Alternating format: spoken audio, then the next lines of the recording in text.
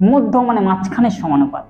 তাহলে আমরা জানি 4টে রয়েছে, তাহলে মাঝখানে দুটো, এই মধ্য সমানুপাত যখন চাইবে না তখন তোকে দুটো সংখ্যায় দেওয়া থাকে, দুটো সংখ্যা দেওয়া আছে, মাঝখানের গুণ চেয়েছে, তার টোটাল 4টে সংখ্যা। তাহলে মাঝখানের গুণ যেহেতু চেয়েছে তাহলে আমাকে 2 আর 3 চেয়েছে। তাহলে আমাদের তাহলে এটা প্রথম সংখ্যা, এটা চতুর্থ সংখ্যা, তাহলে প্রথমের জায়গায় 9 লিখে দিলাম আর চতুর্থের জায়গায় 16 লিখে দিলাম। এবার আমরা মধ্য আর মাঝখানের গুণে x ধরে নাও, তাহলে x গুণ x, দুটো x গুণ করলে কি হয়, x স্কয়ার হয়। আর 9 কত, 144। তাহলে x এর মান কত, তাহলে এটা যদি স্কয়ার থাকে তাহলে এইটা স্কয়ার তুলতে গিয়ে এটা রুট করতে হয় বিপরীত, তাহলে রুট করে দিলাম 144।